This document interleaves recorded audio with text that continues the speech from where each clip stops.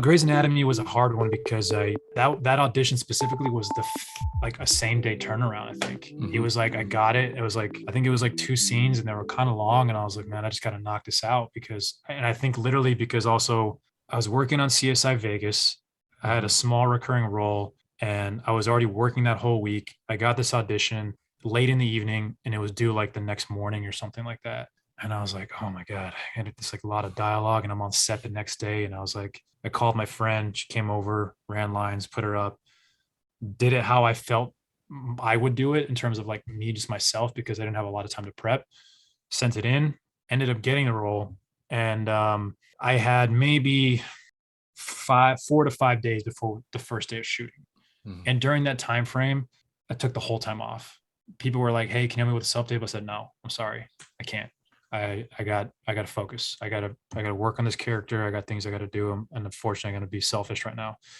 And for me, that's my process. I take the time to really work it out. So I have like a notebook that for every character that I play, I basically write down like all their backstory, their history, where they're from, where they were born, the relationship with their parents, are they religious? Like I take all these different things about the specific character, and using the information given to me in the script, I use what I Mm-hmm. as much as I can from that, and the rest I just fill in the blanks. Mm-hmm. And once I've sort of established that character, I really started to do like more research. Like that character specifically was dealing with pulmonary fibrosis. And for people that don't know what that is, unfortunately, a lot of military veterans are getting this at a very young age. And it's due to the burn pits that they were around 24/7 in Afghanistan, Iraq, that the military was telling them to burn trash at the base and Mm-hmm. literally have a fire burning 24/7 right next to their base where they're sleeping, and they're there every day.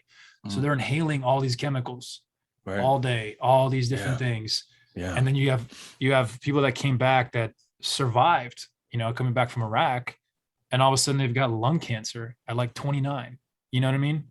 It's just like, and so I was playing a character that was dealing with pulmonary fibrosis, and which essentially is a death sentence, and he got it from the burn pits in Iraq.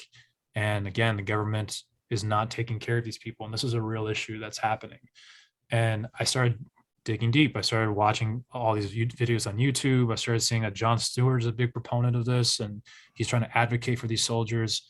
And I started watching videos, people that actually suffer from this. What do they sound like? Mm-hmm. How do they move? How do they operate on a daily basis? Are they struggling?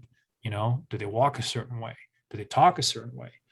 I literally started diving into all those things. And then when it comes to then I start sitting into the character and like really feeling out, who this person is. And it makes it obviously one easier because you're on set and you're like, Mm-hmm. already, I know who this guy is already. And oftentimes you kind of wish you had more time Yeah. to really Yeah. even dig in more. But you know how it is. TV's fast. You got to move quick. But that's typically my process for jumping into characters.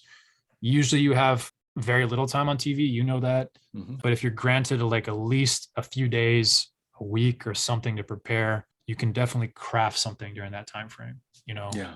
And I remember like I have a balcony right by my room.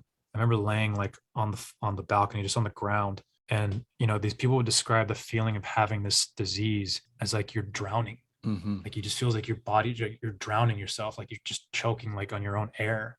And I started like trying to put myself in that position and that feeling. What does that feel like? And I found myself like almost choking myself.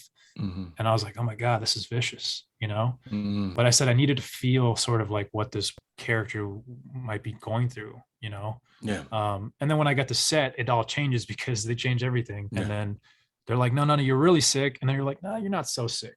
And I think they were kind of playing around with it. Mm-hmm. But I had done the work already. Yeah. Yeah. So when I had to do all the coughing and all the hacking and the blood and this and that, I've already done it all. I was ready for it.